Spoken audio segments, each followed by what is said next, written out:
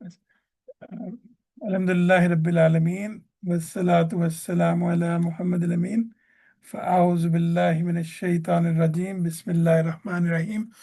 ہم نے یہ صبر پہ سیشن شروع کیا تھا، اس کا محرک یہ بنا کہ آم، جو ہم نے سورہ اثر مکمل کی تھی لاسٹ ٹائم، اس کے بعد جب اس کے اندر صبر کا موضوع آیا تو سوچا کہ صبر پہ خاص طور پہ کچھ سیشنز کر لیے جائیں۔ تو یہ جو مواد ہے یہ میں نے ڈاکٹر ریحان احمد یوسفی کی یوٹیوب پر ایک ویڈیو لیکچر ہے اس سے اور زیادہ مواد جو ہے وہ ساجد حمید صاحب کی کتاب صبر کیا ہے اسے کیسے حاصل کریں سے مرتب کیا۔ تو تمام جو اس میں خیالات اور تعلیمات کا جو کریڈٹ ہے انہیں مصنفین کو جاتا ہے۔ تو یہ صرف یہ سیشن جو ہے میں نے ان سے تعلیمی اور فکری مقصد کے لیے ان سے میں نے اخذ کیا ہے۔ پچھلے سیشن میں جو کچھ اہم چیزیں ہم نے دیکھی تھی صبر کے حوالے سے، وہ اول تو ہم نے یہ دیکھا تھا کہ صبر کو اللہ تعالیٰ نے آخرت میں فلاح کا راستہ بتایا، اور اس حوالے سے ہم نے قرآن پاک کی بیشتر آیات دیکھی تھی، سورہ مومنون کی، سورہ دہر کی، سورہ الفرقان کی، پھر کہ سورہ رعد کی آیت بھی، کہ اللہ تعالیٰ نے جو جب جنت میں جانے والوں کا ذکر کیا ہے تو اس میں خاص طور پہ ان کی اس صفت کا بار بار تذکرہ کیا ہے کہ وہ ثابت قدم رہے یا وہ صابر تھے۔ پھر اللہ تعالیٰ نے دنیا میں بھی فلاح کا راستہ جو ہے اس کو صبر ہی بتایا، یعنی صبر کو ہی، ثابت قدمی کو ہی دنیا میں بھی فلاح کا راستہ بتایا۔ جنگ کے موقع پہ خاص طور پہ جب رسول اللہ صلی اللہ علیہ وسلم خود موجود ہیں، صحابہ موجود ہیں، اس وقت بھی یہ بتایا کہ تمہارے اندر کون سی صفت ہے جو کہ نصرت الہی کا باعث بنے گی، کہ جس کی بنیاد پہ اللہ کی نصرت تمہارے ساتھ شامل حال ہوگی، تو وہ بھی یہ بتایا۔ پھر یہ بتایا کہ جیسے جو طالوت اور حضرت داؤد کے طالوت اور جالوت کی جو جنگ تھی اس میں حضرت داؤد بھی موجود تھے، تو انہوں نے جب دعا کی ہے تو صبر ہی مانگا ہے۔ اور پھر غزوہ احد کے موقع پہ بھی اللہ تعالیٰ نے جب رسول اللہ صلی اللہ علیہ وسلم نے یہ بولا کہ صحابہ کو یہ بتایا کہ بھی فرشتے آ کے مدد کریں گے، تو اللہ تعالیٰ نے بتایا کہ کیوں نہیں، اگر تم صبر کرو گے اور متقی ہوگے، یعنی خدا سے ڈرنے والے ہوگے، تو تب اللہ تعالیٰ جو ہے وہ 5,000 فرشتوں سے تمہاری مدد کرے گا۔ تو پیغمبر کو بھی جب یہ بتایا کہ کہ میں کس بنیاد پہ تمہاری مدد کروں گا، تو یا تو تمہارے ساتھیوں کی، تو اس میں پہلی چیز جو ہے وہ صبر کو رکھا۔ پھر یہ بتایا کہ یہ جو ہم عام طور پہ، اور یہ بڑی اہم چیز ہے کیونکہ آپ کسی بھی مسئلے کو جب اٹھیں گے وہ دیکھیں گے کہ وہ آپ کو بتا رہا ہے کہ بھئی آپ امریکہ کی سازشوں کی پرواہ نہ کریں، یا آپ ارد گرد کی سازشوں کی پرواہ نہ کریں، اپنی تعمیر پہ توجہ دیں، تو عام طور پہ لوگ ایسی باتوں کو پسند نہیں کرتے۔ قرآن پاک نے بھی یہی نسخہ بتایا کہ سازشیں جو ہیں وہ ناکام ہو جائیں گی اگر تم صبر کرو گے اور اللہ سے ڈرتے رہو گے، تو کوئی بھی تدبیر تمہیں کبھی نقصان نہ پہنچا سکے گی ان لوگوں کی۔ تو سازشوں کے مقابلے میں بھی اللہ تعالیٰ نے صبر کی ہی تلقین کی۔ پھر اس کے بعد فرعون کے مقابلے میں بنی اسرائیل کی مدد کی، وہ بھی اس بنا پہ کی کہ وہ ثابت قدم رہے، کہ وہ صابرین تھے۔ بما صبروا، یہ لفظ استعمال کر کے اللہ تعالیٰ نے بتایا کہ اس وجہ سے میں نے تمہاری مدد کی، یہاں تک کہ اچھی لیڈرشپ کے حصول کے لیے بھی صبر کا حکم دیا۔ لاسٹ سیشن میں بابر بھائی نے اس پہ ایک سوال اٹھایا تھا، تو وہ میں نے مولانا مودودی کی تفسیر پڑھی تو اس میں بھی انہوں نے یہی پہلو لکھا ہوا تھا کہ اچھی لیڈرشپ کے حصول کے لیے بھی صبر کا حکم دیا۔ اور جب انہوں نے ثابت قدمی دکھائی اور وہ ہماری آیتوں پر یقین بھی رکھتے تھے، تو ان کے اندر ایسے پیشوا اٹھائے تھے جو ہمارے حکم سے ان کی رہنمائی کرتے تھے۔ تو یعنی کہ اس سے پتہ یہ لگا کہ کئی جگہوں پہ اللہ تعالیٰ نے صبر کو نماز سے، باقی چیزوں سے مقدم رکھ کے بتایا کہ بھئی صبر تھا جس کی وجہ سے لوگ جنت میں گئے، صبر ہے جس کی وجہ سے دنیا میں اللہ تعالیٰ نے ان کی مدد کی۔ تو اس کا مطلب یہ ہوا کہ صبر اس کا ہمارے کنٹمپریری یا ہمارے جو زبان زد عام جو اس کا مفہوم ہے اس سے بڑی چیز ہے کوئی، یعنی اگر اللہ تعالیٰ اس کو کئی جگہوں پہ نماز سے بھی پہلے رکھ رہے ہیں، پیغمبر کو بھی اس کی تعلیم دے رہے ہیں، اور ہر چیز کے حصول کا، دنیا میں کامیابی، آخرت میں کامیابی کے حصول کا جو راز ہے، جو کنجی ہے، وہ بتا رہے ہیں کہ صبر ہے، تو اس کا مطلب ہے کہ صبر اپنی ذات میں اس کا سکوپ بڑا ہے۔ تو اس لحاظ سے ہم نے کچھ غلط فہمیاں بھی لاسٹ سیشن میں پڑھ لی تھی. اس میں ہم نے یہ دیکھا تھا کہ صبر عام طور پہ سمجھا جاتا ہے کہ بھئی کسی کو بولا کہ صبر کرو تو اس کا مطلب ہے عجز و بے بسی کا نام ہے، کہ آپ بے بس ہو کے چپ کر کے بیٹھ جائیں ایک سائڈ پہ، تو اس کا مطلب آپ صبر کر رہے ہیں نہیں.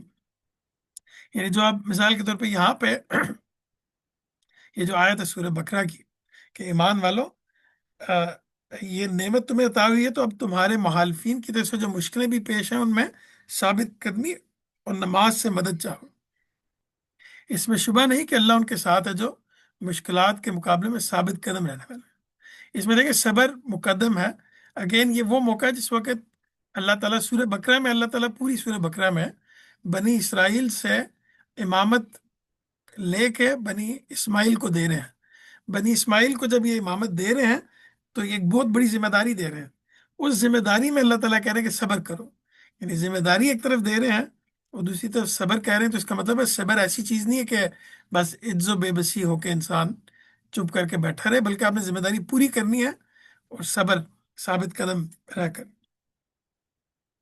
پھر یہ عام طور پہ ہم سب غم کے موقع پہ کہتے ہیں کہ صبر کرو، تو یہ بھی ہم نے ڈسکس کیا تھا کہ اس کا اصل مفہوم کیا ہے. ہم آگے جا کے انشاءاللہ دیکھتے ہیں. تو حقیقی مفہوم ہم نے لاسٹ ٹائم ڈسکس کیا تھا کہ صبر کا جو بنیادی معنی وہ رکے رہنے یا روکنے کے ہیں، اور ساتھ میں یہ بھی سمجھ لینا چاہیے کہ کوئی دینی چیز نہیں ہے بلکہ یہ ایک انسانی وصف ہے. صبر جو ہے وہ انسانی وصف ہے. اس لیے کفار نے بھی اپنے لوگوں کو کہا کہ بھی تم اپنے جو معبود ہیں ان پہ وصبے رہو، ان پہ جمے رہو.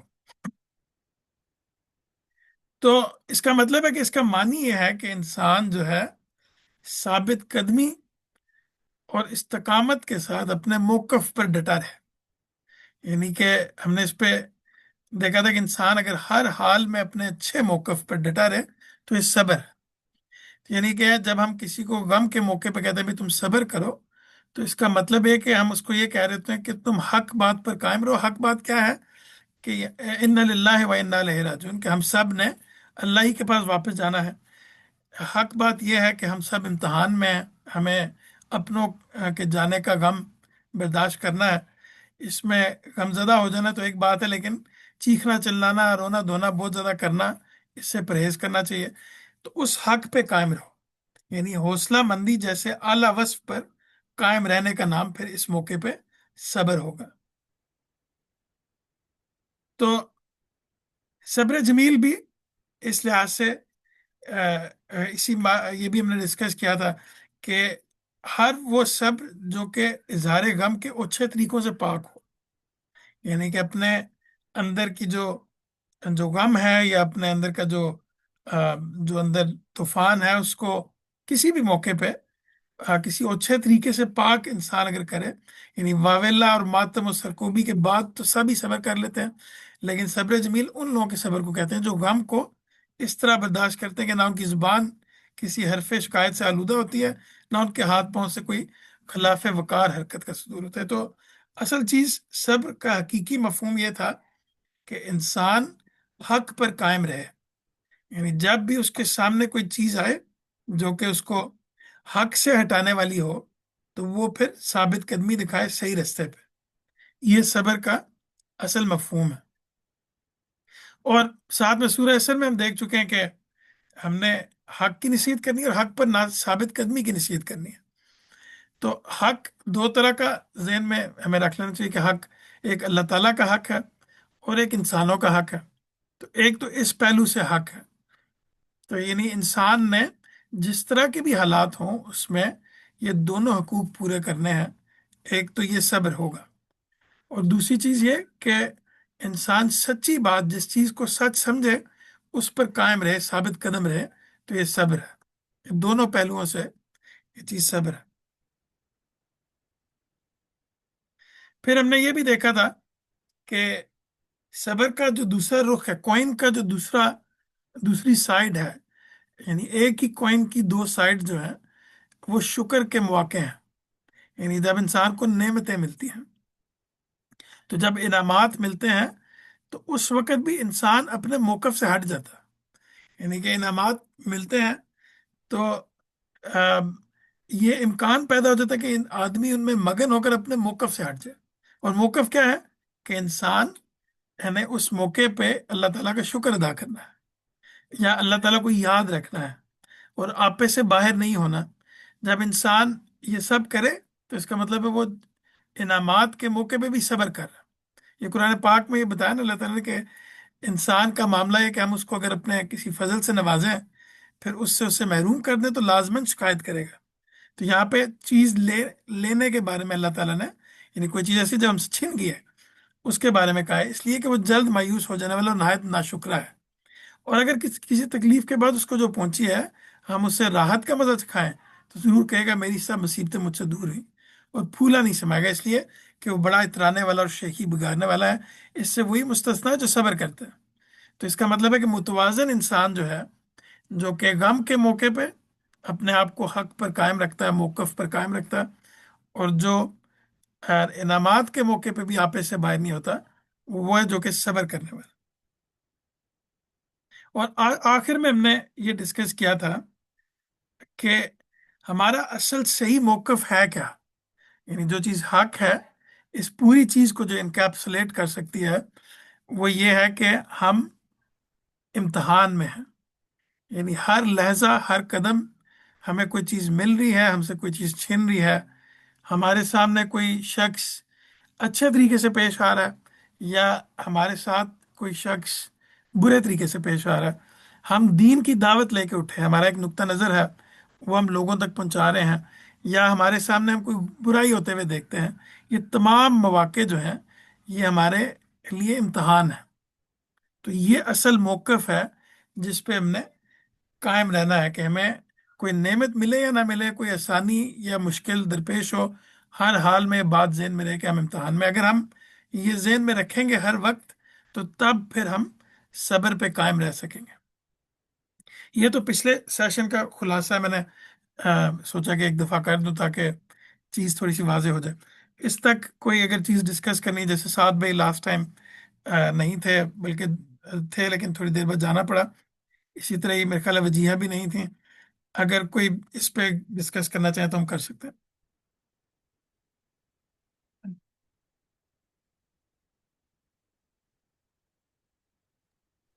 जी जी, please continue, thank you. Okay. अच्छा, इसमें मैंने कुछ चीजें आगे तैयार की थी, सब्र के मसाहिब, यानी मसाहिब कहते हैं साथियों को। तो वो हम इंशाल्लाह अगली दफा, अगर ये समझा हमने कि इसको कवर करना है, तो हम कर लेंगे। फिर मेरी साथ भाई से भी डिस्कशन हुई, तो हमने सोचा कि हम सब्र के मौक़ों पे हम डिस्कस करें। अगर टाइम हुआ तो इंशाल्लाह हम इन पे भी डिस्कस कर लेंगे, सब्र के मसाहिब पे भी। अब सब्र के मौके जो है वो, चूंकि हमने भी ये देखा है कि असल में हम इंसान जो है वो इस दुनिया में इम्तहान के लिए भेजा गया है। इस दुनिया में हम पर खुशी आए या गम, हम आजमाइश में हैं, हम इम्तहान में हैं। तो अगर ये कहा जाए कि हमें हर आजमाइश में सब्र करना है, यानी सही राय और अमल और इखलाक पर कायम रहना है, तो असल बात यही है। यानी कि तमाम के तमाम मौके, हर वक्त, हर लम्हा, हम हमें वो मौका है जिसमें हमें सब्र करना है, हक बात पर कायम रहना है और इखलाक पर कायम रहना है। लेकिन यहाँ पे आगे जाके हम कुछ वो मौके डिस्कस करेंगे जो कि मतलब उनमें से कुछ चुन के मौके हम डिस्कस करेंगे। अदरवाइज जनरली तमाम मौके मेरे ख्याल से उसके अंदर जो हम डिस्कस करेंगे उन कैटेगरीज के अंदर आ सकते हैं। तो इसमें दो तरह की आजमाइशें हैं। आज हम अमली आजमाइशें कुछ डिस्कस कर लेंगे, और अगली दफा अगर मौका हुआ है, आप लोगों ने समझा, तो ज़हनी आजमाइशें जो कुछ, वो भी हम डिस्कस कर लेंगे इंशाल्लाह। तो अगर अमली आजमाइशों को आप लोग कैटेगराइज करें, तो आप लोग इसे कैसे कैटेगराइज करेंगे, कि कौन से मौके हैं जिनमें इंसान को सब्र करना पड़ता?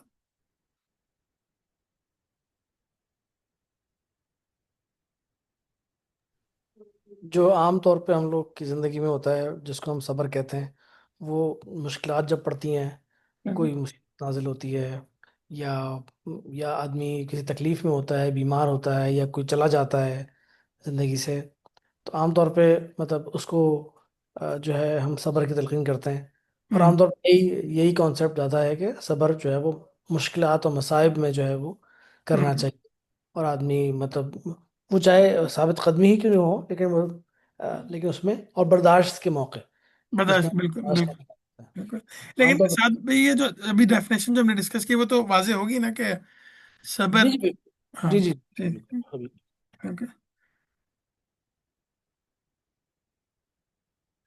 اور جیسے میں نے پہلے بھی کہا تھا کہ عام طور پہ اگر دیکھا جائے سمجھنے کے حساب سے بھی اور عمل کے حساب سے بھی، جب آدمی مشکل میں ہوتا ہے، ہم تمام تمام چیزوں کو مشکل کے بریکٹ میں ڈال دیں ہوں، تو اس میں بظاہر لگتا ہے کہ صبر کرنا، صبر کو سمجھنا اور کرنا شاید ریلیٹیولی آسان ہو، کیونکہ ہم لوگ کے ذہن میں وہی کانسیپٹ ہوتا ہے کہ مشکلات پر ہی صبر کرنا ہے۔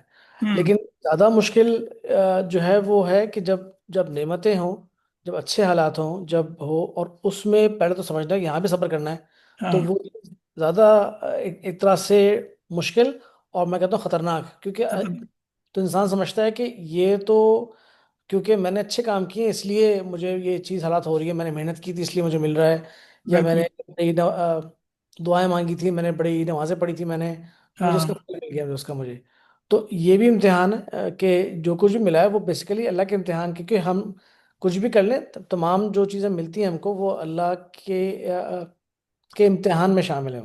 بالکل بالکل حالات، رزق، وقت، کیا کہتے ہیں، پیسے، سب کچھ جو ہے وہ مطلب اللہ کے پلان میں شامل ہے۔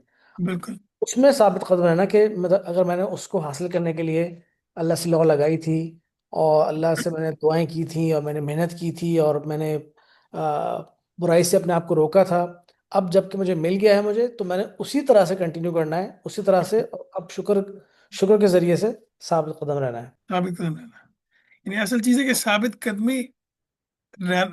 قدم رہنا اللہ تعالیٰ کے ساتھ تعلق میں، اور آم، صحیح موقف پہ صحیح چیز پہ کھڑے رہنا۔ اس کو دیکھتے ہیں اب انشاءاللہ ون بائی ون۔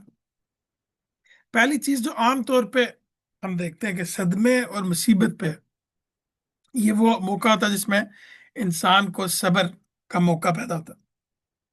اب مصائب ایسی چیز ہے کہ انسان کو شرک تک لے جاتے ہیں، یعنی غیر اللہ تک انسان چلا جاتا ہے، توہمات پال لیتا ہے، بارہا الحاد بھی لوگ اختیار کر لیتے ہیں، یعنی ملحد ہو جاتے ہیں۔ کئی لوگوں سے بات ہوئی، انہوں نے صرف اس بنیاد پہ کہ بھی یہ خدا کیسا خدا ہے جو کہ لوگوں کو تکلیف میں رہنا پسند کر رہے ہیں، نعوذ باللہ۔ وہ چونکہ یہ نہیں سمجھتے کہ یہ دنیا آزمائش کے لیے ہے، اب یہ نہیں سمجھتے کہ اس موقع پہ صبر کا مطلب یہ ہے کہ انسان ایمان پر قائم رہے، حق پہ قائم رہے، اور اس کے ساتھ ساتھ اپنے آپ کو بہتر کرنے کی کوشش کرتا رہے، اور حالات کو بہتر کرنے کی کوشش کرتا رہے۔ وہ لوگ الحاد کی طرف چلے جاتے ہیں، لوگ دعا کرتے ہیں لیکن اللہ تعالیٰ کی طرف سے جواب نہیں آیا، تو یہ چیز ان کے عقیدے کی خرابی کا سبب بن جاتی ہے، عمل کی خرابی کا باعث بن جاتی ہے۔ غربت یا تنگ دستی کے جو ستائے ہوئے لوگ ہیں وہ رشوت وغیرہ دینے پہ آمادہ ہو جاتے ہیں۔ بیماری، تنگ دستی اور جنگ، یہ تین ایسے موقع ہیں جہاں صبر بہت ضروری ہے۔ یعنی بیماری جو ہے وہ اپنے ساتھ تنگ دستی بھی لے کے آتی ہے، بیماری اپنے ساتھ سائیکولوجیکل، فزیکل ٹراما بھی لے کے آتی ہے، اور فائنینشلی بھی آپ کو ہلا کے رکھ دیتی ہے، نہ صرف اس شخص کو جو بیمار ہے بلکہ ساتھ والوں کو بھی۔ اور جنگ بھی ایسا موقع ہے تو جہاں پہ صبر بہت ضروری ہے۔ صبر اگین ذہن میں رکھیں اس ڈیفینیشن کو، کہ ہم یہ نہیں کہہ رہے کہ پیسively برداشت کرنا نہیں، یعنی کہ اس موقع پہ اس چیز کو، اس حق کو اپنے ذہن میں رکھنا کہ مجھے اللہ تعالیٰ نے آزمائش میں ڈالا ہے، اور میں نے اس آزمائش میں ایمان پر قائم رہنا ہے اور اپنی بہتری کے راستے پیدا کرنے ہیں، یعنی جدوجہد پہ رہنا، یہ صبر ہے اصل میں۔ تو ایسے میں انسان کے قدم ڈگمگاتے ہیں۔ تو تین موقع ایسے ہیں جہاں پہ قرآن پاک نے سورہ بقرہ میں فرمایا کہ نقص من الاموال والانفس والثمرات، کہ مال، جان اور ثمرات میں کمی کر کے صبر کا امتحان لیا جا سکتا ہے۔ اور یہ تین کیٹیگریز ایسی ہیں جو کہ اوور آل کمی، یعنی اوور آل ہر چیز کو تقریباً کور کر لیتی ہیں۔ کہ مال، کمی کا مطلب ہے کہ دو پہلو سے، ایک ہے کہ کم کر دینا، اور یہ کہ دیے ہوئے میں سے چھین لینا۔ ایک ہے کہ دینا ہی کم، اور ایک ہے کہ دیے ہوئے میں سے چھین لینا۔ یعنی اب یہ ہو سکتا ہے کہ مال کسی کے انسان کے پاس ہو ہی کم، وہ غریب ہو، اور ایک یہ کہ انسان امیر ہو اور ایک دم سے وہ اس کے اندر سے اس کے مال چھن جائے۔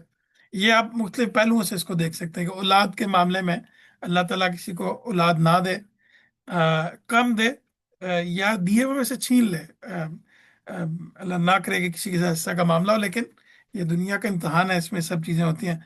तो दिए हुए में से छीन लेना, ये भी हो सकता है। ये जान के मामले में भी होता है ये। और फिर सम्राट का मतलब है कि आप इसको अगर ओवरऑल लें, तो मिसाल के तौर पे एक शख्स जो जॉब कर रहा है, उसकी सैलरी में से सैलरी कम हो जाए, या उसकी जॉब चली जाए बिल्कुल, तो ये भी एक तरह से वो सम्राट की कैटेगरी में लेकर आ सकते हैं।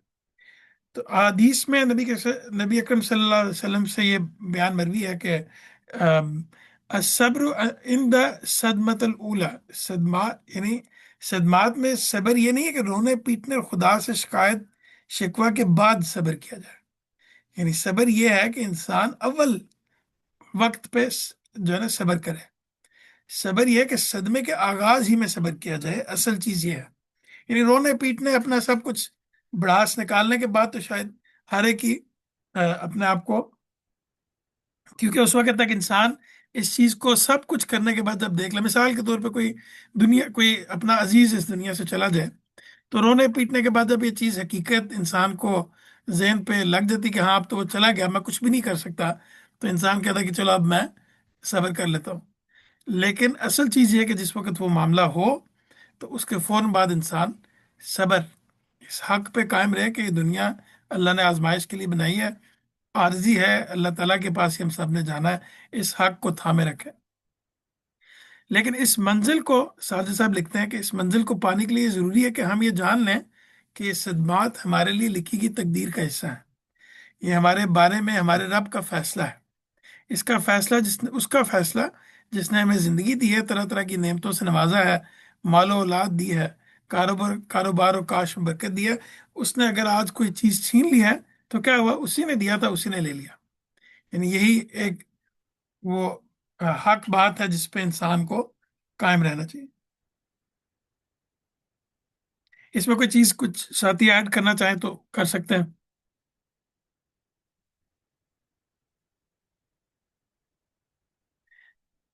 इसमें जो कुछ हदीस भी हैं जो कि मिसाल के तौर पे जब ये कहा कि किसी शख्स के अगर दो बच्चे, एक औरत थी उनके दो बच्चे इस दुनिया से चले गए छोटी उम्र में, तो ये हदीस आमतौर पे बयान की जाती है कि अगर बच्चे छोटी उम्र में मर जाएं, तो वालदैन को जन्नत में ले जाएंगे।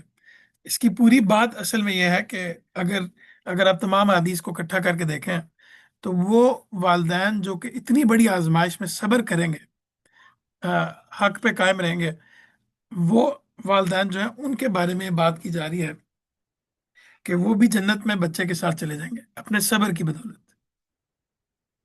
इसी तरह ही और भी हदीस सदमे और मुसीबत, माल जान और समरात में कमी के मौके पे, एक आयत मुझे बड़ी अच्छी लगती है कि कुछ हाथ में आओ तो इतराओ नहीं, इसका मफहूम इस तरह का, और कुछ हाथ से चला जाए तो उस पर गम ना करो, और कुछ पालो तो उस पर इतराओ नहीं।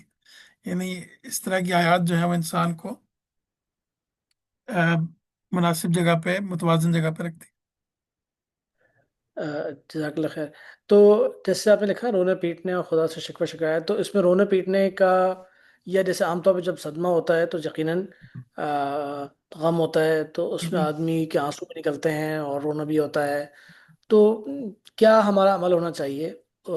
यकीनन रोना पीटना, रो, अ, अ, रोने पीटने को हम सिर्फ रोने तक रख लें, क्या हाँ, होना चाहिए उसके लिए? बिल्कुल बिल्कुल साहब, ये एक हदीस भी है इसमें, रसूलुल्लाह सल्लल्लाहु अलैहि वसल्लम ने खुद इस चीज़ को वाजे किया कि यानी रोना तो असल में फितरत की इसका मतलब है कि इंसान के अंदर, यानी ऐसे मौके पे जब वो रोए, अगर आंखों से आंसू निकल आए, तो रसूलुल्लाह सल्लल्लाहु अलैहि वसल्लम ने फरमाया कि ये इसका मतलब है कि इंसान, मुझे अल्फाज एग्जैक्ट जहन में नहीं आ रहे, लेकिन उन्होंने इस तरह फरमाया कि उसके अंदर नरमी है। इसका मतलब है उसके अंदर, यानी इंसान बहुत दुरुस्त नहीं है, उसके अंदर नरमी मौजूद है, और वो फितरी है ये चीज़ कि इंसान को रोना आ जाए ऐसे मौके पे, या इंसान थोड़ा गमजदा हो जाए। लेकिन पीटना, अपने आप को गाल पीटना, जैसे रसूल वसल्लम ने खास तौर पर मना किया, जैसे औरतें जब किसी मैयत पे जाती थीं, और इसी वजह से रसूल वसल्लम ने शुरू में औरतों को कब्रिस्तान जाने से मना किया कि वहां जाके वो अपने आप को पीटती थीं और अपने आप को वो वावेला करती थी, और ये असल में अल्लाह ताला के हुक्म के आगे एहतजाज करने के मुतरादिफ है। यानी कि अल्लाह ताला की बनाई हुई तकदीर के मुकाबले में इंसान, यानी एहतजाज करने लग पड़ा है, और वो अपने उसको वो मान नहीं पा रहा उस हुक्म को अल्लाह के। یہ وہ چیز ہے جس سے منع کیا، نہیں تو نارمل جو انسان یعنی آنسو آ جاتے ہیں اس میں کوئی مسئلہ نہیں۔ تو اس میں جو دوسرا موقع صبر کا آتا ہے وہ جب آپ کو برے رویے کا سامنا ہوتا ہے، یہ بڑی مشکل چیز ہے، اس کو قرآن نے بھی ایکسیپٹ کیا ہے کہ مشکل چیز ہے، یعنی قرآن مجید نے فرمایا کہ جس نے صبر کیا اور معاف کر دیا تو بے شک ایسا کرنا کار عظیمت ہے۔ یعنی یہ قرآن پاک یہ تسلیم کر رہے، اللہ تعالیٰ یہ تسلیم کر رہے ہیں کہ یہ آسان کام نہیں ہے، بلکہ یہ بھی کہا کہ یہ عظیمت کے کاموں میں سے، یعنی آسان کام نہیں ہے۔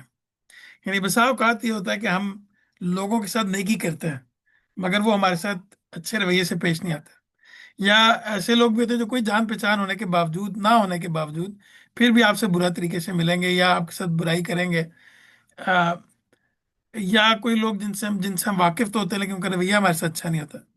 ایسے تمام موقعوں پہ جو حق بات ہے، جس پہ جس موقف پہ قائم رہنا ہے، وہ حلم اور بردباری سے کام لینا ہے۔ حلم اور بردباری کا مطلب ہے کہ دوسروں کو معاف کرنا اور مناسب موقع پر ان کی اصلاح کرنا۔ یہ بہت مشکل کام ہے میرے خیال سے، کہ کوئی شخص آپ کے ساتھ برا کرے، اور اس پہ میں چاہوں گا کہ ہم مزید ڈسکس کریں میری اپنی بہتری کے لیے، اور ہم آپس میں، کیونکہ ایسی چیزیں شاید کہ ریگولر آتی ہے کہ اس کو ہم کیسے اپنے اندر لے کے آ سکتے ہیں کہ جن لوگوں کا رویہ آپ کی کسی، اب ایک اس میں دو صورتحال ہو سکتی ہے، کہ ایک تو یہ کہ جن لوگوں کا رویہ آپ کی کسی غلطی یا رویے سے برا ہوا ہے، اس میں تو آپ کو معافی کا درخواست گار ہونا چاہیے، اور جن لوگوں نے آپ کو بلا وجہ برے ہاتھوں لیا ہے ان سے درگزر کر رویہ ضروری ہے۔ یعنی صبر کا تقاضا یہ ہے کہ انسان یہ کرے، کیونکہ اس میں معاف کرنا اگر آپ سمجھتے ہیں کہ بہتر ہے تو پھر اب حق یہ ہے، صبر کرنا یہ ہے، حق پہ قائم رہنا صبر کرنا ہے، تو حق یہ ہے کہ آپ کسی کے ساتھ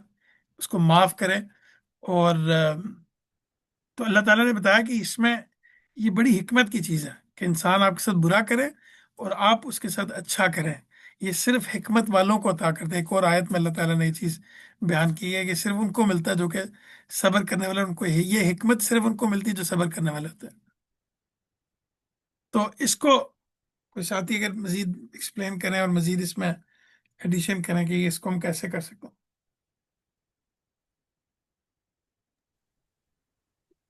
میں اس میں یہاں پہ یہ کہنا چاہوں گا کہ آم، ہم اگر دیکھیں عام طور پہ لوگوں کو ہر کوئی برا نہیں ہوتا، اور بعض اوقات ہم کو تکلیف انہی لوگوں سے ہوتی ہے جس سے ہم کو توقع ہوتی ہے کہ ہم کو تکلیف نہیں پہنچائے گا، کوئی قریب رشتہ دار ہو گیا، ہوں یا گھر میں بہن بھائی ہو گئے، یا ساس سسر ہو گئے، یا تو عام طور پہ وہ ہم اگر اس کو ایسے سوچیں کہ یہ یقیناً ہمارے ساتھ غلط کر رہے ہیں یا غلط ہو رہا ہے، لیکن کوئی شخص جان بوجھ کے آپ کے ساتھ برا کرے، ایسے لوگ شاید 100 میں سے 10 12 ہوں گے، ہوں یا ہوں 10 میں سے 1 ہوگا، 2 ہوں گے جو جان بوجھ کے آپ کے ساتھ آپ کو نقصان پہنچانے کے لیے ہوں۔ تو خاص کر جو رشتہ دار، کیونکہ ہمیں تکلیف زیادہ رشتہ داروں سے ہوتی ہے، رشتہ داروں سے، دوستوں سے ہوتی ہے، بالکل۔ تو اگر ہم اس میں سوچیں کہ وہ لیٹ سے ازیوم کہ وہ اپنے طور پہ شاید اچھا کرنا چاہ رہا تھا، اور کچھ چیزیں ایسی ہوئیں کہ جس کی وجہ سے وہ رزلٹ اس کا اچھا نہیں آیا، یا وہ سمجھا نہیں یا میں نہیں سمجھا، تو زیادہ تر چیزیں اس سے ریزالو ہو جائیں اگر یہ مائنڈ سیٹ ہو کہ جو دوسرا بندہ ہے وہ جو بھی کرنا چاہ رہا تھا وہ میرے ساتھ سمجھا نہیں، یا میں نے سمجھا اس کو، یا اس کی نیت اچھی تھی لیکن وہ جو بھی کیا اس سے نقصان ہو گیا آپ کا۔ مجھے ہوں جو میرا تجربہ رہا ہے کہ مطلب اکثر لوگ بیچارے اچھے ہوتے ہیں لیکن ان کا عمل کسی وجہ سے آپ کے لیے نقصان دہ ہو جاتا ہے، ہوں۔ تو اگر یہ چیز ذہن میں ہو تو معاف کرنا ریلیٹیولی آسان ہو جاتا ہے، خاص طور پہ اگر کوئی دوسرا آپ کے ساتھ کر رہا ہے، اور بالکل۔ یقیناً یہ چیز ہم بھی کرتے ہوں گے، یقیناً جب ہوں، دوسرے کر رہے ہیں ہمارے ساتھ تو ہم سے بھی یقیناً ایسا ہوتا ہوگا کہ ہم ایسے اپنے اپنے طور پہ تو بہت اچھا کام کر رہے ہیں، اپنے طور پہ یار ہم بڑی نیکی کر رہے ہیں، اس کی ہیلپ کر رہے ہیں اس کی، یا اس کی کچھ بھی کر رہے ہیں، اب وہ اس کو نہیں پسند آیا، فار ایگزامپل اس نے ہوں جواب میں آپ کو یہ چیز کہہ دی، اور وہی چیز جو پہلے میں دوسروں کے لیے کہہ رہا تھا اب وہ ہمارے بارے میں کسی یہ سوچے اگر، تو ہوں اگر پہلے تو اگر ہم یہ دیکھ لیں کہ جو دوسرے کا رویہ ہے وہ ہے کون، وہ کیا آپ سے محبت کرنے والا ہے، یا آپ کا جانے والا ہے، یا رشتہ دار ہے، کیا وہ واقعی آپ کو نقصان پہنچاتا ہے، یا اتفاق ایسا ہے کہ کچھ چیزیں ایسی ہو گئی ہیں، آپ اس کی ہسٹری دیکھ لیں جو جو زندگی پر جو ہے آپ سے اچھا رہا ہوگا، لیکن کوئی ہوں ایک موقع ایسا ہے جس کی وجہ سے آپ کا دل خراب ہو گیا اس سے، تو بالکل۔ آدمی کو یہ سب چیزیں سوچنے کے بعد پھر اپنے آپ پر ریئیکشن دینا چاہیے، اور خاص طور پہ مطلب کہ جیسے کہا کہ جیسے صبر کیا اور معاف کر دیا تو ہم، زیادہ بہتر ہے. اور معاف کرنا ویسی بات ہے، بہت بہتر ہے. معاف کرنا ورلڈ جو جس کے بارے میں جو حدیثیں ہیں اور جو ہم، روایات ہیں کہ وہ ہمیشہ آگے چلا جائے گا لوگوں سے. بالکل. تو میں نہیں، تو بڑا یہ اچھا سمجھتا ہوں اس کو. پوائنٹ صاحب بھی آپ نے ہائی لائٹ کی. مجھے بھی لگتا تھا، میں ابھی بھی میں کوشش کرتا ہوں کہ اس پہ عمل کیا جائے کہ ایکسکیوز دیا جائے لوگوں کو. یعنی اگر آپ ایکسکیوز ڈھونڈ کے کسی طرح کے لوگوں کے لیے دے دیں کہ آج اس کا کوئی، یعنی کوئی بات آپ کو بظاہر اس کی بات میں تو تلخی لگی، تو ممکن ہے اس کا کوئی دن اچھا نہ گزرا ہو، کوئی مصیبت میں ہو، پریشان ہو، یا اس کو کسی کی کوئی بات اگر ہے تو وہ ممکن ہے کہ اس وجہ سے ہو، یا اس پہ چیز کوئی واضح نہ ہو، یا پیسہ کی چیز. تو اس ایکسکیوز دینے سے آپ کے اندر وہ تلخی کم ہو جاتی ہے لوگوں کی طرف، میرے خیال سے. تو ہاں یا بالکل ٹھیک ہے، جب آپ اس کو ایکسکیوز دے دیں گے تو پھر ظاہر ہے آپ، ورنہ اگر آپ کے ذہن میں نیگیٹو نیگیٹو کنوٹیشن آئیں گی تو پھر آپ مزید نیگیٹو ہی ہوں گے اس کے اوپر. بالکل. لیکن اگر آپ اس کو ایکسکیوز دے دیں گے نہیں شاید اس نے ایسا کہا ہوگا اس لیے ایسا ہو رہا ہے، ہاں، تو آٹومیٹیکلی آپ خود سافٹ ہو جائیں گے. تو ہوپ فلی اس طرح سے بہتر ہو جائے گا. بالکل. بالکل. کوئی اور ساتھی اس میں ایڈ کرنا چاہیں گے کہ کیسے اس چیز کو انسان اپنے اندر لے کے آ سکتا ہے؟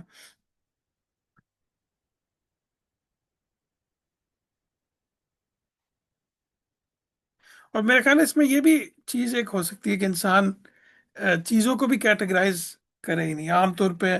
یعنی کیٹیگرائز سے مراد ہے کہ جب ہم اس طرح کے رشتوں میں رہتے ہیں کہ جہاں پہ آپ یہ جیسے ساتھ بھی نے بھی کہا ساس سسر کا ہے، یا اور اس طرح کے رشتے ہیں جو کہ ہمارے معاشروں میں عام طور پہ ان کے اراؤنڈ زیادہ مسائل بنتے ہیں. تو انسان اس میں بھی کیٹیگرائز کرے کہ بھی کن موقعوں پہ آپ نے آگے سے کچھ معاملہ کرنا، اور کن موقعوں کو آپ نے اگنور کرنا، درگزر کرنا. کیونکہ یہ معاملہ انسان ہر جگہ پہ کر رہا ہوتا ہے اگر دیکھا جائے. یعنی دوستیوں میں بھی کر رہا ہوتا ہے، اپنے قریبی رشتوں میں بھی، جو اپنے پسندیدہ رشتے ہوتے ہیں ان میں کر رہا ہوتا ہے. تو تھوڑا سا باہر نکل کے بھی انسان کو کوشش کرتے رہنا چاہیے، کرتا رہے.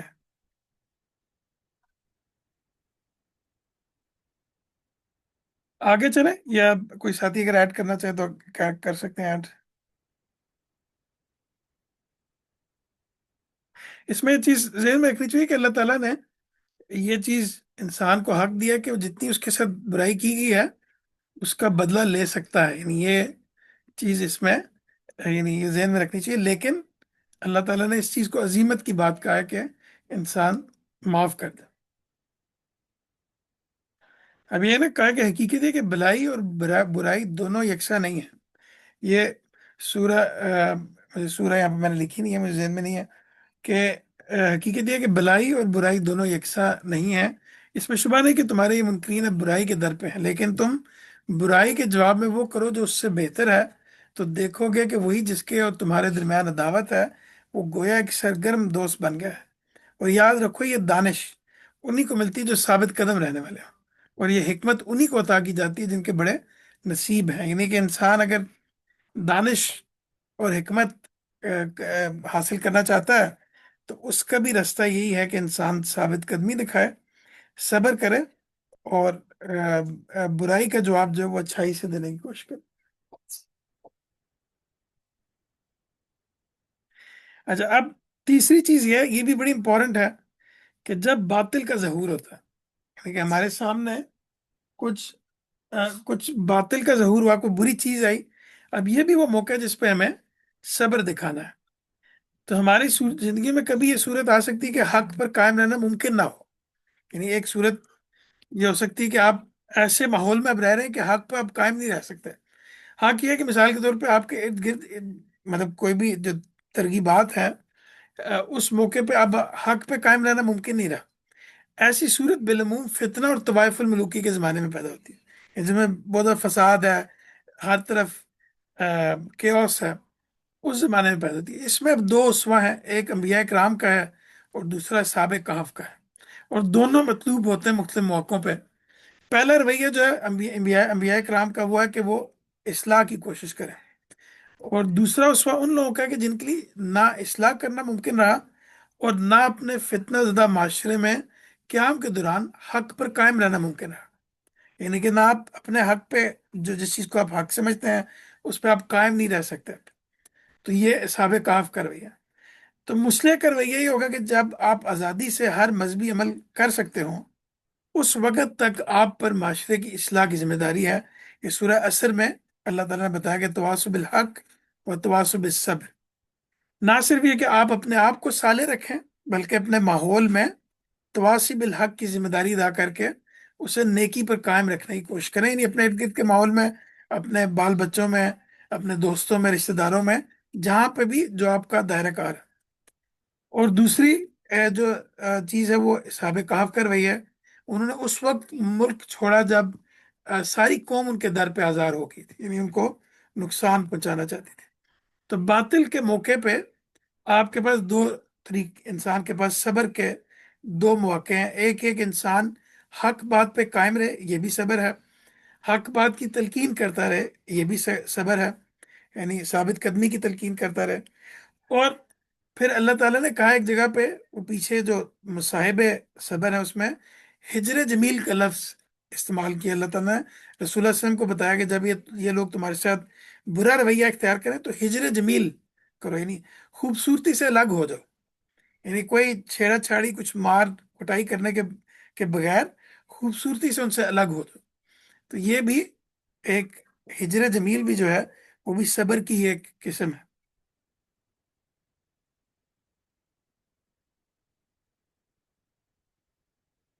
اب نیکی کی راہ پہ یہ اس سے لنکڈ ہے جو پچھلی بات ہم نے بھی ڈسکس کی ہے کہ باطل کا ظہور، اور خاص طور پہ جب ہم مذہب کے قریب آتے ہیں تو یہ چیز ہر بندے کو اس کا سامنا کرنا پڑتا ہے کہ آپ جب مذہب لوگوں کو بتا رہے ہیں، آپ سے مختلف نقطہ نظر موجود ہیں، آپ کے معاشرے میں مختلف نقطہ نظر ہیں جو بالکل آپ کو سرے سے غلط لگیں گے، آپ کو لگے گا یہ بالکل گمراہی ہے اور یہ گمراہی پھیلائی جا رہی ہے، یا یہ اس سے اسلام کو، لوگوں کے دین کو، لوگوں کے ایمان کو نقصان پہنچ رہا ہے۔ تو اب یہ موقع ہے جس پہ صبر کرنا، اور صبر سے مراد یہ ہے کہ انسان نے اپنے حق پہ قائم رہنا ہے اور لوگوں کو نصیحت کے اسلوب میں بلانا ہے، تو یہ صبر ہوگا۔ اور ایٹ دا سیم ٹائم آپ جب یہ کریں گے تو لوگ آپ کو مصیبت پہنچائیں گے، آپ کے پیچھے پڑیں گے، تو یہ بھی وہ موقع ہے جس وقت آپ نے صبر کرنا ہے۔ تو حضرت لقمان نے اپنے بیٹے کو نصیحت کی کہ بیٹے، نماز کا اہتمام رکھو، بھلائی کی تلقین کرو اور برائی سے روکو، اور اس راہ میں جو مصیبت تمہیں پہنچے اس پر صبر کرو، اس لیے کہ یہی کام ہے جن کی تاکید کی گئی۔ تو یعنی دونوں پہلوؤں سے نیکی اور دعوت کی راہ پہ بھی صبر۔ آپ دیکھیں کہ ہمارے جو معلمین ہیں، جو ہمارے وہ لوگ ہیں جو کہ دین بتا رہے ہیں یا مختلف نقطہ نظر کے ساتھ بات کرتے ہیں، آپ خود انالیسس کر کے دیکھ سکتے ہیں کہ ان میں یہ صفت کتنی موجود ہے، کیا وہ واقعی صابر لوگ ہیں کہ نہیں۔ اور یہ دیکھیں یہ ہجر جمیل یہاں پہ سورہ مزمل میں فرمایا کہ وَاصْبِرْ عَلَىٰ مَا يَقُولُونَ وَاهْجُرْهُمْ حَجْرًا جَمِيلًا، کہ یہ جو کچھ کہتے ہیں اس پہ صبر کرو، ان سے نہایت بھلے طریقے سے صرف نظر کرو، یعنی حجر جمیل کرنا بھی صبر کی ایک کرولری ہے۔ تو یہ بھی ایک میرے خیال ہے امپورٹنٹ پوائنٹ ہے، اس پہ بھی میں چاہوں گا کہ آپ لوگ کچھ ہائی لائٹ کریں، کیونکہ یہ نصیحت کرنا یا دعوت دینا صرف یہ نہیں کہ ہم قرآن باہر نکل کے جب غیر مسلموں کو دعوت دیں، ہم گھروں کے اندر بچوں کو نیکی کی دعوت دیتے ہیں، اپنے بیوی کو، خاوند کو، والدین کو، دوستوں کو، ارد گرد معاشرے میں ہم جس چیز کو ٹھیک سمجھتے ہیں بتا رہے ہوتے ہیں۔ تو اس موقع پہ کس کس طرح کا صبر کرنا پڑتا ہے، میں چاہتا ہوں کہ اس پہ بھی ہم تھوڑا سا سیلف ریفلیکٹ کر کے ڈسکس کریں، تاکہ یاد دہانی ہوتی رہے کہ ہمیں کس طرح صبر کرنا چاہیے اور کیا ضرورت پیش آتی ہے صبر کرنے کی۔ نیکی کی دعوت میں شاید تھوڑا سا مس کر دیا ہوتا شاید۔ نیکی کی دعوت تو ایک طرف ہے، نیک عمل کرنے پہ اکثر جو ہے وہ ہاں تانے سننے کو ملتے ہیں۔ جیسے اگر کوئی سپوز مولوی ہے یا کوئی داڑھی رکھی ہے اس نے، یا بالکل۔ اس نے اپنے شوار جو اپنی اونچی کر لی ہے، یا ہوں کسی نے پردہ کر لیا یا نقاب کر لیا ہے، ہوں ٹھیک ہے، اس پہ عام طور پہ لوگ باتیں بناتے ہیں۔ بالکل تو ایک تو خود اپنا عمل ہی ہے جس میں اکثر صبر کرنا چاہیے، اور اس پہ جب اچھا ریاکشن دے گا تو دوسرے کو خود احساس ہوگا کہ میں شاید غلط ہوں اور ہوں یہ صحیح عمل کر رہا ہے۔ اسی طرح جب جب بعض اوقات کوئی ہمارے دین کے اوپر اٹیک کرتا ہے، جیسے ہوں آج کل بلاسفمی اور اس طرح کی چیزیں ہیں، ہوں اس میں بھی میرا خیال ہے ہمیں کسی حد تک یعنی کہ جہاں تک ہمارے بس میں ہو، ہم اس پہ اپنے آپ کو ٹھنڈا رکھیں. بالکل اور یقیناً دین پر اٹیک کرنا، رسول پر اٹیک کرنا، اللہ پر اٹیک کرنا کسی کے لیے جائز نہیں ہے. بالکل اور بالکل ہمیں ہمیں ڈیفینڈ بھی کرنا ہے اس کو، لیکن اس ڈیفینڈ کرنے میں اپنے آپ کو، وہ جو صحیح ورڈ ہے کہ ایک روکے رہو، یعنی ایک باؤنڈری میں رہتے ہوئے ہوں جہاں تک آپ کر سکتے ہو کریں. آپ نے لمٹ کراس نہیں کرنی. آپ نے اس کے جواب میں اسی کی طرح سے، یعنی سپوز آپ نے اس کو برا بلا کہہ دیا یا گالی ہوں دے دی اس کو، یا آپ نے اس کو مار دیا پکڑ کے اس کو آپ نے، تو بالکل وہ ڈیفینڈ بھی کرنا ہے اس کو، تو وہ اس طرح سے کرنا ہے کہ لمٹس کے اندر ہے. لمٹ کے اندر بالکل. اور اس کے جو ہمارے اسلوب ہیں اس میں، اس سے تو دین کو فائدہ کی بجائے نقصان ہی ہوتا ہے. بلکہ وہ جو دوسرے لوگوں کا مقدمہ ہوتا ہے اس کو ہم ثابت کر رہے ہوتے ہیں. جب توڑ پھوڑ کر رہے ہوتے ہیں، لوگوں کو مار رہے ہوتے ہیں، جلا رہے ہوتے ہیں، تو وہ پھر ان کا مقدمہ ہی مضبوط کر رہے ہوتے ہیں. اور یہ بات واقعی ساتھ بھی آپ نے اچھی کی کہ نیکی پر عمل کرنا. اور یہ یہاں پہ چونکہ ہیڈنگ بھی ہے کہ نیکی اور دعوت کی راہ پر صبر. تو جب آپ نیکی کا کوئی عمل کر رہے ہوتے ہیں تو لوگ آپ کو باتیں بھی سنائیں گے، لوگ آپ کو بتائیں گے کہ بھئی تم کیا کر رہے ہو، اس کا کیا فائدہ ہے، اور تم بہت زیادہ سوچ رہے ہو. آ، اس طرح کی بہت ساری چیزیں. یا تم نے یہ کیا کر رکھا ہے. کسی اور خاتون اگر نقاب کو ٹھیک سمجھتی ہے، اسکارف کو ٹھیک سمجھتی ہے، تو اب یہ اس کے لیے حق ہے، اور اس پہ اس کو قائم اگر رہنا ہے تو اس پہ بڑی مشکلات ہیں، رشتوں میں مسئلے اور اس طرح کی تمام چیزیں. اور اسی طرح ہی مردوں کے لیے اگر وہ داڑھی رکھتے ہیں، یا اگر وہ کسی اور چیز کو دین سمجھتے ہیں. بالکل ٹھیک ہے آپ نے.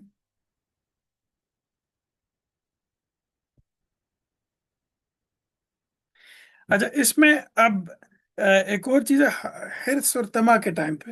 اب انسان کی سرشت میں حرص رکھی ہے اللہ تعالیٰ نے. حرص یہ کوئی بری چیز نہیں ہے اپنی ذات میں. یعنی اللہ تعالیٰ نے تو انسان کے اندر یہ اس لیے رکھی ہے حرص، یعنی آگے بڑھنے کی جو چیز ہے، تاکہ وہ نیکی میں آگے بڑھے، یا وہ اللہ تعالیٰ کے قرب میں آگے بڑھنے کے اندر حرص رکھے اپنے اندر، یا وہ جنت کے حصول میں حرص اس کے اندر پیدا ہو. یہ انسان کی سرشت میں ہے. تو انسان کی سرشت میں اللہ تعالیٰ نے جو چیزیں رکھی ہیں وہ اپنی ذات میں بری نہیں ہیں. تو یہ چیز اسے آزمانے کے لیے دی گئی ہے. اب یہ حرص روٹی کپڑے سے لے کر سلطنت کے حصول تک ہو سکتی ہے. تو ایسی صورت میں صبر یہ ہے کہ آپ اپنے اخلاق اور دین کے دائرے سے نکلے بغیر اپنی منزل کو پائیں. یعنی یہ ہو سکتا ہے کہ انسان نئی گاڑی لینا چاہتا ہے، نیا گھر، یا انسان اور کوئی چیز حاصل کرنا چاہتا ہے. تو اب اس میں حرص اور طمع سے بچے بغیر، یعنی سوری یعنی اخلاقی اور دین کے دائرے سے نکلے بغیر انسان اپنی منزل کو حاصل کر لے. اس خواہش میں نہ اپنا وقار داؤ پر لگائے اور نہ کسی کی پگڑی پونچھے. پوری ہوشیاری اور دیانتداری کے ساتھ اپنی تمنا کے بر لانے کی جدوجہد کرے. اور ظلم و ستم اور قتل و غارت اور دوسروں کے مال و دولت کے سہارے ایسا نہ کرے. تو اس میں یہ یہاں تک ہے کہ انسان کو چاہیے، یہ بڑی اچھی بات لکھی ساجد صاحب نے، کہ ایک شاندار مومن برحق کی طرح ہر قدم نہایت احتیاط سے اٹھاؤ اور نہایت احتیاط سے رکھو. تمہاری نظر اگر سلیمان علیہ السلام کی طرح چونٹیوں تک جاتی ہو تو ان کا بھی لحاظ کرو. یعنی یہ چھوٹی سے چھوٹی چیز میں بھی اپنے اوپر نظر رکھو. تو یہ اچھی بات لگی کہ اپنی تمناؤں کو بھی حق پرستی سکھاؤ. یعنی انسان اپنی تمناؤں میں، اپنی خواہشات میں حق پرستی ان کو نہیں سکھاتا. تو تمنائیں جائز بنانی چاہیے، انسان ان کو حق پرستی سکھائے. تو اپنی نظر انسان چند روزہ خواہشات پر نہ رکھے، بلکہ اپنا مطمع نظر جنت کو بنائے. یہ بھی ایسی چیز ہے جو کہ ریگولرلی انسان کو سامنے آتی رہتی ہے، کہ انسان حرص اور طمع میں کچھ چیزیں حاصل کرنے کے لیے ہر حد پار کرنے کے لیے تیار ہو جاتا ہے. اچھا، اس میں ترغیبات. اب اس سے مزید صبر کا جو پہلو ہے وہ واضح ہوگا کہ ہمارے ارد گرد ڈفرینٹ طرح کی ترغیبات ہیں. یعنی کہ ایک نوجوان لڑکا ہے، اس کے ارد گرد مختلف قسم کی ترغیبات ہیں. یا انسان اگر جاب کر رہا ہے تو اس کے اندر مختلف طرح کی ترغیبات ہیں، کہ جس میں انسان کرپشن کر سکتا ہے، یا اس کے سامنے مال ہے، یا اور مختلف طرح کی ترغیبات ہیں. یعنی یہ دنیا اللہ تعالیٰ نے بنائی ایسی ہے کہ اس میں حق کی ترغیبات بھی اور باطل کی بھی ہیں.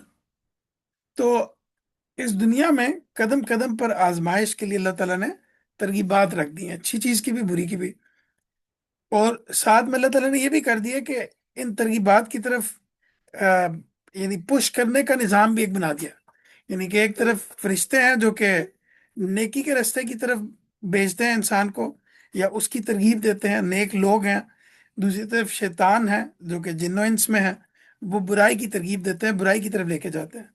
پھر انسان کے اندر اس کی خواہشات ہیں، اس کی رغبات ہیں، اس کے جذبات ہیں، اس کی شہوات ہیں، یہ سب کی سب چیزیں مل کے اپنا کام کر رہی ہیں، اور اس کے دوران انسان نے اپنے آپ کو صبر پہ، حق پہ قائم رکھنا۔ تو زندگی کے سفر میں ہر موڑ پر آپ دوراہے پر کھڑے ہوتے ہیں، ایک راہ دنیا کی طرف جاتی، دوسری آخرت کی طرف، ایک دامن پکڑ کر روک رہی ہوتی ہے اور دوسری اپنی طرف کشش سے کھینچ رہی ہوتی ہے، یعنی آخرت کا راستہ انسان کو روک رہا ہوتا ہے، جیسے کہ وہ ہے نا کہ ایمان مجھے روکے ہے تو کھینچے ہے مجھے کفر، کی کیفیت ہر وقت آپ کے لیے آزمائش کا موقع پیدا کرتی ہے۔ مجھے ایک منٹ دیجیے گا جی۔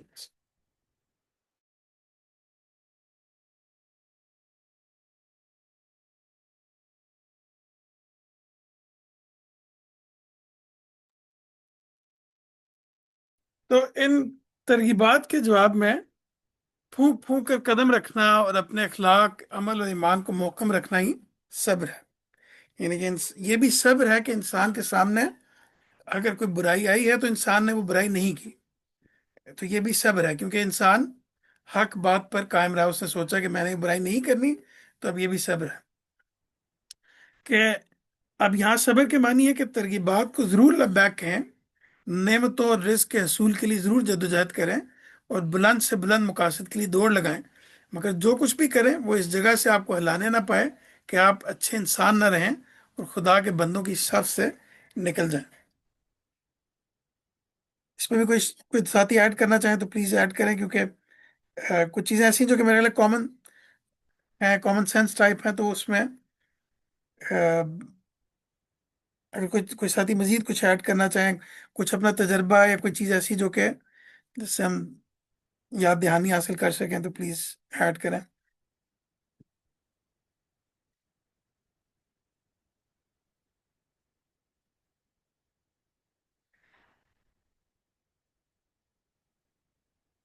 چلیں ہم آگے چلتے ہیں، پھر میرے خیال ہے ایک دو ہی رہ گئی ہیں، دو تین ہیں کہ ابھی رہتی ہیں۔ اب اگلی چیز ہے نعمتوں کی تقسیم، یہ بھی ایک میرے خیال سے کامن چیز ہے، اس کو بھی میں جلدی ختم کرتا ہوں چیزوں کو، کہ ہم ارد گرد دیکھتے ہیں کہ انسان، اللہ تعالیٰ نے نعمتوں کی تقسیم مختلف کی ہے، کوئی امیر ہے، کوئی غریب ہے، کسی کو کم دیا، کسی کو زیادہ، کسی کو ذہین بنایا لیکن وسائل نہیں ملے، کسی کو سادہ لو بنایا لیکن اس کو ڈھیروں وسائل دے دیے ہیں۔ تو اس سب کچھ کے جو خدا کی نظر میں ڈھیروں فائدے اور حکمتیں ہیں، یعنی یہ جو سب جو ڈفرینس ہے لوگوں کے درمیان، اس میں بڑا فرق ہے، یعنی ہم اپنے سامنے دیکھتے ہیں کہ ایک بندہ آسانی سے کسی چیز سے نکل گیا اور ہم پھنسے کے پھنسے رہ گئے، حالانکہ ہم نے بڑی محنت کی تھی۔ تو کچھ کو ہم سمجھتے ہیں، کچھ کو نہیں سمجھ پاتے، یہ اللہ کی نظر میں اب اس کی حکمتیں کیا ہوتی ہیں وہ اللہ بہتر جانتا ہے، کچھ کو ہم سمجھ جاتے ہیں، کچھ کو نہیں سمجھ پاتے، لیکن اصل چیز یہ ہے کہ انسان ہم صابر و شاکر رہیں۔ تو اگر آپ کو کوئی نعمت ملی ہے تو اس میں آپ کا کوئی کمال نہیں ہے، یعنی اصل چیز یہ سمجھنا کہ ہم ہر حال میں آزمائش میں ہیں۔ جس وقت یہ چیز انسان اپنے ذہن میں بٹھا لے گا تو نہ نعمت میں اس کو اپنا کوئی کمال نظر آئے گا، اور نہ اس میں جب اس کے ساتھ کچھ برا ہوگا تو اس میں وہ دل چھوڑ کے بیٹھے گا، یعنی یہ دونوں، یہ آزمائش سمجھ لینا، آزمائش کا فلسفہ انسان کو بڑی اچھی وہ تحریک دیتا ہے کہ انسان آگے کی طرف بڑھے ہر حال میں۔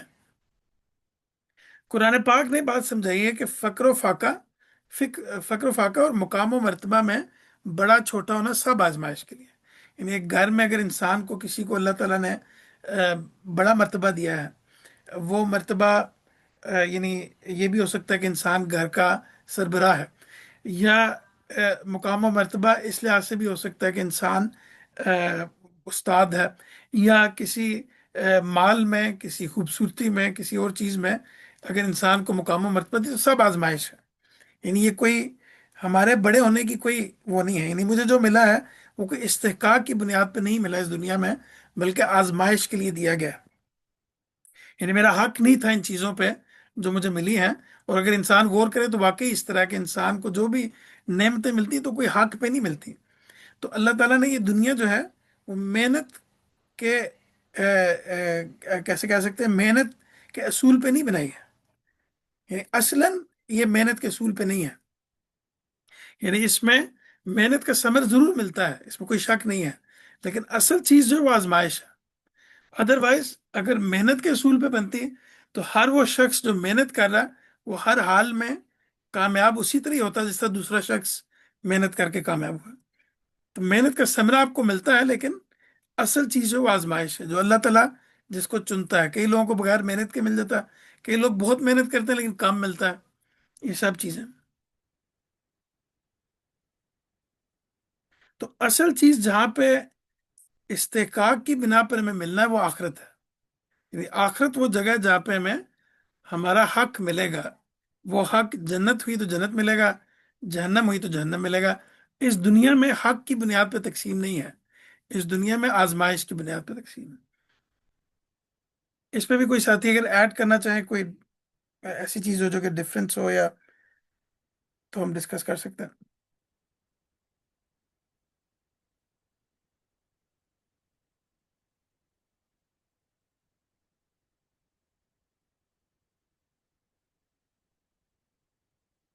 اس میں اگر کوئی ساتھی اس پہ کامنٹ کر دیں تاکہ ہم پھر آگے چلتے ہیں کہ یہ چیز نہ سمجھنے کا کیا نقصان ہے۔ اگر ایک انسان یہ نہیں سمجھتا کہ اس کا کہ یہ دنیا جو ہے وہ اللہ تعالیٰ نے امتحان کے طور پہ بنائی ہے، اگر یہ اس پہلو سے نہیں دیکھتا تو وہ کون سی غلط فہمیاں ہیں جس میں ممکن ہے آپ بھی رہے ہوں، میں تو رہا، کہ اگر انسان یہ سمجھے کہ دنیا جائے امتحان نہیں ہے تو وہ کون سی غلط فہمی ہے جس میں انسان پہ رہتا ہے۔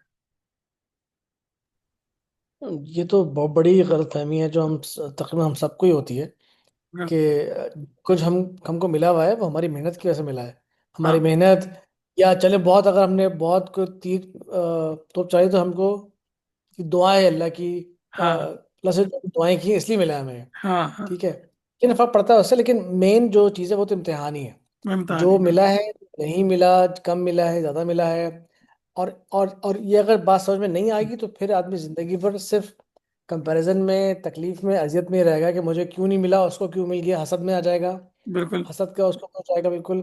اور یہ چیز اگر سمجھ میں یہ چیز اگر سمجھ میں آ جاتی ہے تو آٹومیٹک کامیابی کی طرف جائے گا وہ، ٹھیک ہے، بالکل، کیونکہ اس کو پہ توکل ہو جائے گا کہ میرے لیے اتنا ہی ہے، اللہ نے ہوں، میرے لیے اتنا ہی لکھا ہے، بالکل، وہ سکون میں آ جائے گا، وہ عافیت میں آ جائے گا وہ۔ ایگزیکٹلی، لیکن اگر وہ اس میں رہے گا کہ نہیں مجھے تو اور بھی لینا ہے یا مجھے تو اور ملنا چاہیے، ہوں، وہ اس کے لیے خواہ مخواہ میں جو ہے وہ محنت کرے گا، اور تھکنا پڑ جائے گا وہ کیا ہے نا، وہ جو ایک جو خاصا مشہور ہے، وہ حدیث قدسی کہتے ہیں اس کو، ہوں، کہ اے ابن آدم،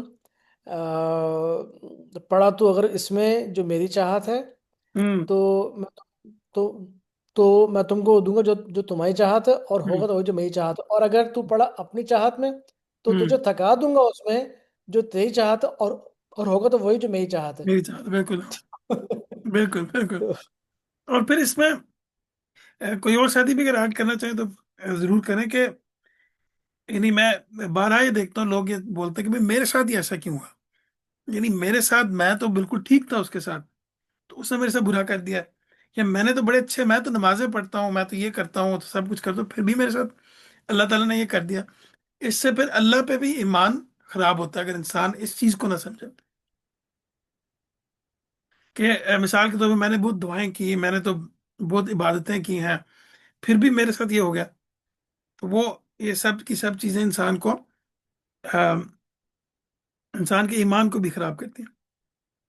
بالکل ایسی، ورنہ اگر جو ہے اگر بھی کمپیئر کرنا شروع کرے کہ دیکھو اس کے پاس اتنا اس نے کیا کیا تھا، اگر میں بھی وہی کام کروں تو وہی ایگزیکٹ کام جو کسی اور نے کیا ہو اگر کوئی اور کرے گا تو ضروری نہیں کہ وہی نتیجے دوبارہ نکلیں۔ بالکل، اور بالکل، یہ چیز کو ثابت کرتی ہے کہ مطلب یعنی دنیا میں جو کچھ جو مل رہا ہے وہ ایکچولی محنت کی وجہ سے نہیں ہے، بلکہ ایک پلان ہے، ایک حالات ہیں، قسمت ہے، بالکل، نصیب ہے، سب کچھ ملا ملو کے اس کے بالکل، بعد وہ چیزیں ملتی، رزق ہے تو بالکل، ملتی جا کے وہ۔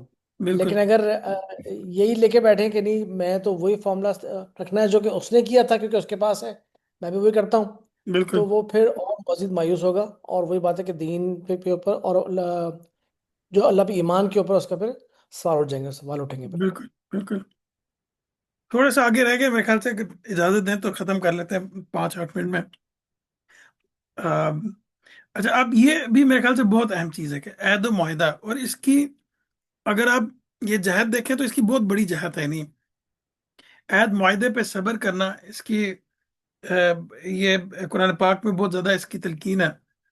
تو ایک اہم معاملہ عہد کی ایفا کرنے کا ہے۔ عہد ہم دو طرح کے ہوتے ہیں، ایک وہ عہد ہے جو کہ اللہ تعالیٰ سے ہم نے کیے ہوئے ہیں، اور ایک وہ عہد ہے جو ہم نے لوگوں سے کرتے ہیں۔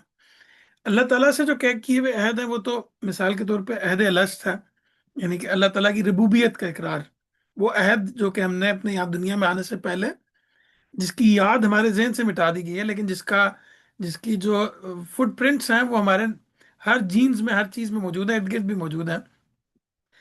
یہ عام طور پہ اس پہ لوگ سوال کرتے ہیں کہ بھئی یہ تو ہمیں یاد بھی نہیں ہے تو ہم کیسے مانیں؟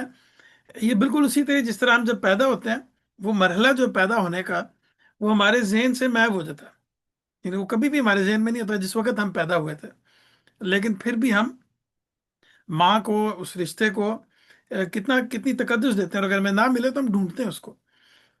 تو پھر عہد نبوت ہے کہ اللہ تعالیٰ نے کہا کہ بھئی جب تمہاری طرف، میری طرف سے کوئی ہدایت ہے تو اس کو تم ماننا، تو یہ عہد نبوت کہہ سکتے ہیں اس کو۔ پھر عہد امانت بھی ہے کہ اللہ تعالیٰ نے جب قرآن پاک میں بتایا کہ یہ امانت جو ہے، امتحان کی امانت جو ہے، وہ جب ہم نے پہاڑوں کے سامنے رکھی تو انہوں نے لینے سے انکار کر دیا، تمام مخلوقات نے، لیکن انسان نے لے لی ہے امانت۔ تو اب یہ امانت جو ہے کہ ہم امتحان میں ہیں، اس دنیا میں اللہ تعالیٰ نے ہمیں خلیفہ، یعنی ایک با اختیار مخلوق بنا کے بھیجا ہے، تو یہ بھی ایک عہد ہے جو کہ ہم، تو اگر ہم ان عہدوں کو پورا کریں گے تو یہ بھی صبر ہے۔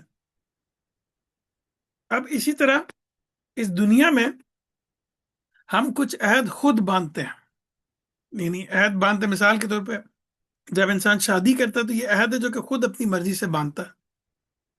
کاروبار کرتے ہوئے، قومی اور ملی کام سر انجام دیتے ہوئے، یا ہم جاب جہاں پہ کرتے ہیں وہاں پہ ہم ایک کانٹریکٹ کرتے ہیں، ہم جس ملک میں رہتے ہیں وہاں کی شہریت کے لیے یا وہاں کے قانون کی پاسداری کرنے کے لیے ہم ایک عہد باندھتے ہیں، اور اس میں بھی انسان کو قدم قدم پہ صبر کے مواقع آتے ہیں۔ مثال کے طور پہ ایک چھوٹی سی مثال ہے، لیکن جب آپ، میں عام طور پہ جب یہ کہتا ہوں کہ استاذ بھی یہ کہتے ہیں کہ بھئی جب آپ سرخ بتی کراس کرتے ہیں یا اوور سپیڈنگ کرتے ہیں تو اصل میں یہ گناہ کا کام ہے، تو لوگ سمجھتے نہیں ہیں، لوگ عام طور پہ سوال کرتے ہیں بھئی یہ کیسے گناہ ہو گیا، یہ تو عام دنیا کا قانون ہے۔ تو اس میں ایک پہلو تو یہ ہے کہ انسان، یعنی کسی کی جان خطرے میں، پوٹینشلی خطرے میں ڈال رہا ہوتا ہے، تو ایک تو اس پہلو سے یہ گناہ ہے، اور دوسرا اس پہلو سے گناہ ہے کہ آپ نے عہد باندھا ہے اس ملک سے، جس ملک میں آپ رہ رہے ہیں، کہ آپ قانون کی پاسداری کریں گے، تو اب آپ نے اس پہ ثابت قدم رہنا ہے، اور یہ ثابت قدمی جو صبر ہے، اور یہ عہد ہے، یہ عہد جو اس پہ آپ نے ثابت قدم رہنا ہے، اگر نہیں رہیں گے تو آپ گناہ کا کام کر رہے ہیں یقیناً۔ اچھا، یہ تو تھے وہ عہد جو کہ ہم خود باندھتے ہیں۔ کچھ عہد ہیں جو کہ اللہ تعالیٰ نے جس میں ہمیں باندھا ہے، اس میں سب سے بڑا حق والدین کا ہے، کیونکہ ہم ان کے ہاں پیدا ہوتے ہیں، ان کے ہم پہ بہت سارے احسانات ہوتے ہیں، انہی والدین کی طرف سے کچھ ایسے رشتے بنتے ہیں بہن بھائیوں کے، جن کے ان سے والدین کی خاطر ہی ہمارا تعلق حسن سلوک کا بنتا ہے، کہ جو رحمی رشتے ہیں ان کے ساتھ۔ پھر والدین کے ذریعے سے ہی ہمارا ایک رشتہ آدم و حوا سے بنتا ہے، یعنی کہ بنی نوع انسان سے ایک پورا تعلق بن جاتا ہے کہ وہ بھی ہمارے بہن بھائی ہیں۔ پھر بنی نوع انسان کے ساتھ ہمارا ایک اور بہت ہی گہرا تعلق خدا کی مخلوق ہونے کے ناطے ہے، کہ وہ بھی خدا کی مخلوق ہیں، ہم بھی خدا کی مخلوق ہیں، اور اللہ تعالیٰ ان کو بھی دے رہا ہے، ہمیں بھی دے رہا ہے، ان کو بھی ایک حالات درپیش ہیں، ہمیں بھی حالات درپیش ہیں۔ تو اب ان سب کو پورا کرنا ہی صبر ہے، یہ جو تمام عہد ہیں، یعنی یہ تمام کے حقوق جو ہیں ان کو پورا کرنا ہی صحیح بات پہ ثابت قدمی ہے، ہوا خواہ حالات کیسے ہوں، ان سب کا رویہ ہمارے ساتھ کیسا ہی ہو، ہر حال میں ہمیں ثابت قدم رہنا۔ تو اس لحاظ سے دیکھا جائے تو انسانوں کے ساتھ جو تعلق ہے، تو انسانوں کے ساتھ جو تعلق ہے، ہمارا تعلق یہ کہ ہمیں ان کا ساتھ دینا ہے، اور یہ ساتھ جو ہے وہ دو طرح سے ہے۔ ایک یہ کہ انہیں ہماری ضرورت ہو تو ہم ان کے کام آئیں، اور ان کے حقوق ہم پر عائد ہوتے ہیں تو وہ پورے کریں. تو ایک تو یہ پہلو ہے. اور دوسرا یہ کہ اگر وہ غلط چلنے لگے تو ان کو روکیں، انہیں حق بات پر نصیحت کریں اور حق پر قائم رہنے کی نصیحت کریں. تو اس وجہ سے یہ بھی ان کا حق ہے دوسرے انسانوں کا ہم پر، کہ ہم یہ دونوں کام کریں. ہمیں خیال سے یہ آخری ہے، سیکنڈ لاسٹ سلائیڈ ہے، سیکنڈ لاسٹ ہے میرے خیال سے. ایک اور موقع وہ آتا ہے جہاں پہ ہمیں عدل کرنا ہوتا ہے. یعنی کہ اب عدل ایک اہم چیز ہے، یہ دینی فریضہ بھی ہے، اور پوری دنیا میں اس چیز کا یہ بہت بڑی ویلیو بھی کنسیڈر کی جاتی ہے.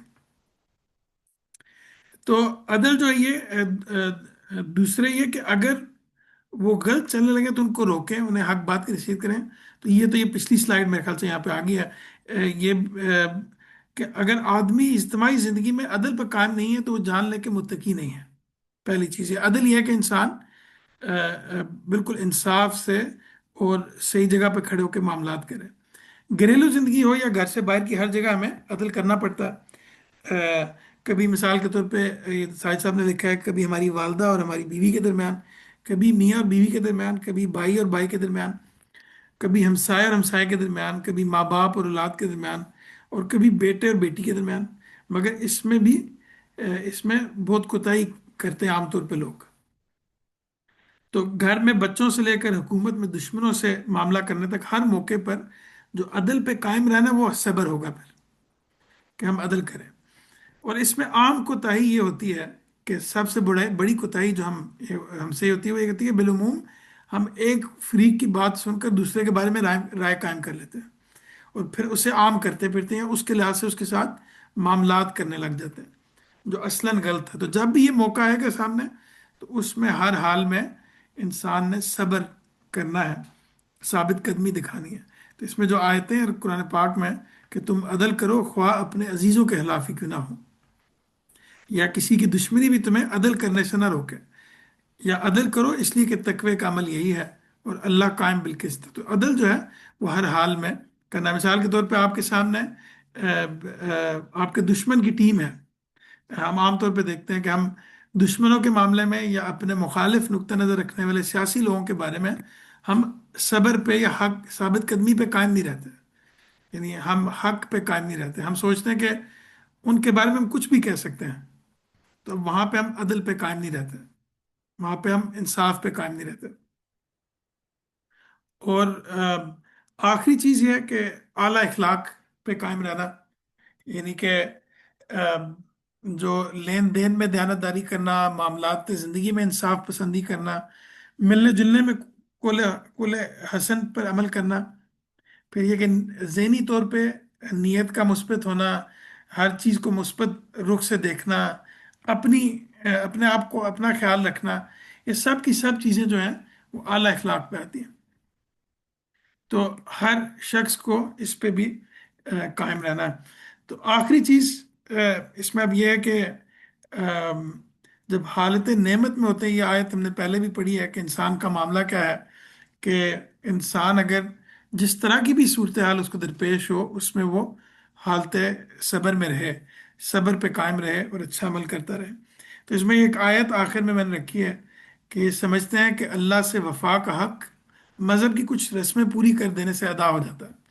انہیں معلوم ہونا چاہیے کہ اللہ کے ساتھ وفاداری صرف یہ نہیں کہ تم نے نماز میں اپنا رخ مشرق یا مغرب کی طرف کر لیا، بلکہ وفاداری تو ان کی وفاداری ہے جو پورے دل سے اللہ کو مانے اور قیامت کے دن کو مانے اور اللہ کے فرشتوں کو مانے اور اس کی کتابوں کو مانے، اس کے نبیوں کو مانے، اور مال کی محبت کے باوجود اسے قرابت مندوں، یتیموں، مسکینوں، مسافروں اور مانگنے والوں پر اور لوگوں کی گردنیں چھڑانے میں خرچ کریں، اور نماز کا اہتمام کریں اور زکوٰۃ ادا کریں. اور وفاداری تو ان کی وفاداری کی جب عہد کر بیٹھیں تو اپنے اس عہد کو پورا کرنے والے ہیں، اور خاص کر ان کی جو تنگی اور بیماری میں اور جنگ کے موقع پر ثابت قدم رہنے والے ہیں. یہی ہیں جو اللہ کے ساتھ اپنے عہد وفا میں سچے ہیں، اور یہی ہیں جو فی الواقع پرہیزگار ہیں.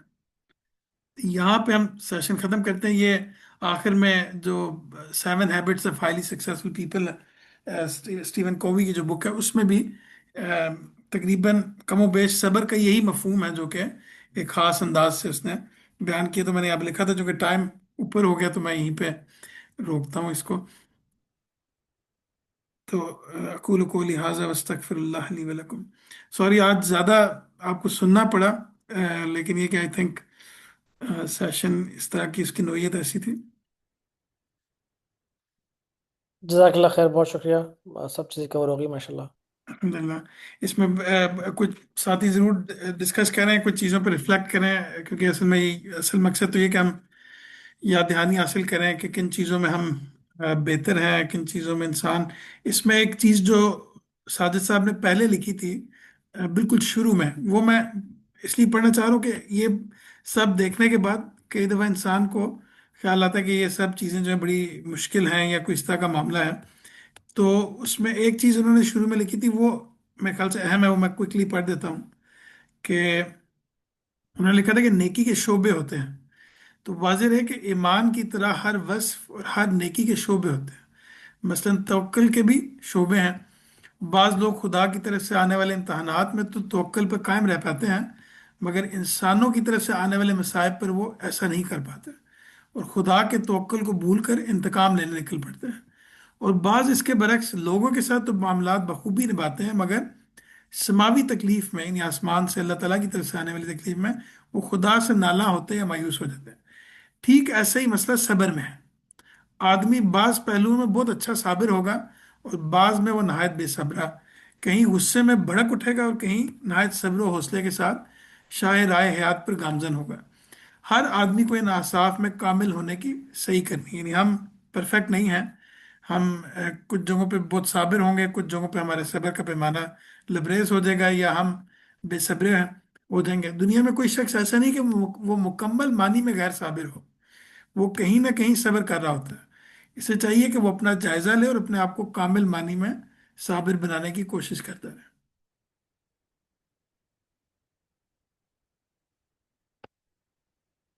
अब इसमें मजीद हम इंशाल्लाह डिस्कस कर सकते हैं। आप लोग कोई पहलू रह गया हो या किसी पहलू पे आप समझते हो कि मजीद डिस्कस करें तो हम लोग कर सकते हैं।